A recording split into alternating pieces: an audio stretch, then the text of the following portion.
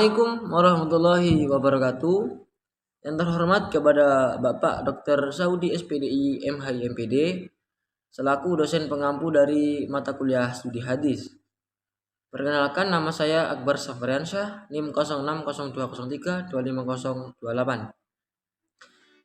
Pada kesempatan kali ini saya akan menjelaskan materi mengenai terminologi hadis sebagai bagian dari ujian tengah semester mata kuliah studi hadis. Pertama, hadis menurut bahasa ialah sesuatu yang baru atau perkataan.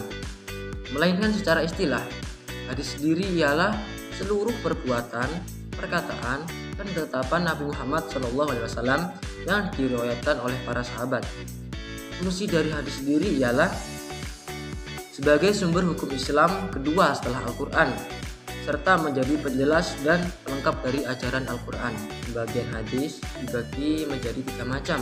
Yang pertama itu hadis qauli. Hadis qauli adalah seluruh percakapan Nabi Muhammad SAW.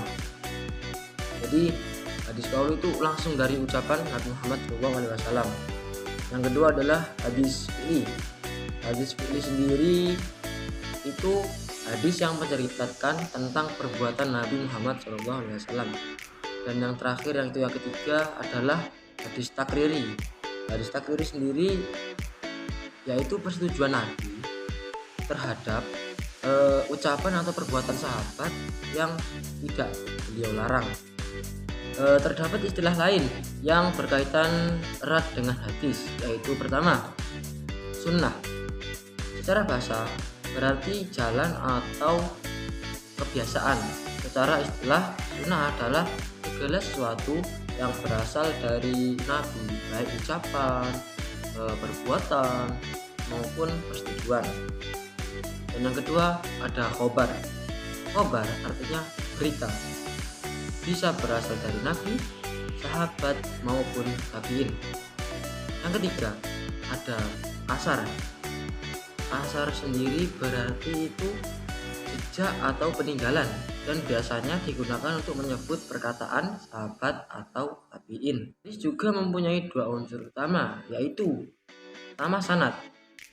Sanad yaitu rangkaian para periwayat yang menyampaikan hadis dari generasi ke generasi, itu sanad. Dan yang kedua ada matan. Matan yaitu isi atau teks hadis itu sendiri yang berisi makna atau ajaran.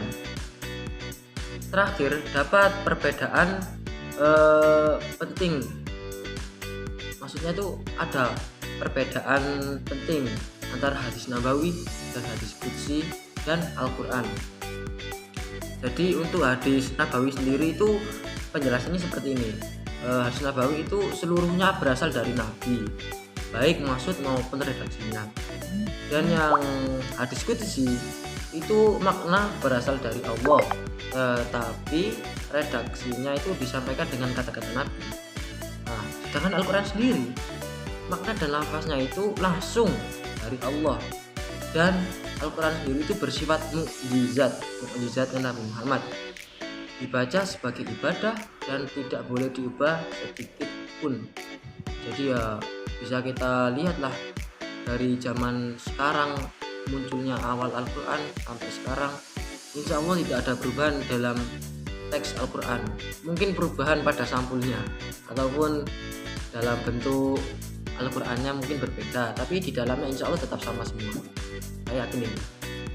Sebagai penutup dari pembahasan ini, dapat kita pahami bahwa hadis adalah pedoman hidup kedua setelah Al-Quran. Jadi kita itu memahami terminologinya sangat penting agar kita itu tidak keliru dalam memahami sumber ajaran agama. Mungkin cukup sekian dari saya, kurang lebihnya saya mohon maaf. Mungkin untuk penjelasan selanjutnya bisa dilihat di video berikutnya. Saya akan menjelaskan tentang bab kedua dari mata kuliah studi hadis. Mohon maaf yang sebesar-besarnya. Wassalamualaikum warahmatullahi wabarakatuh.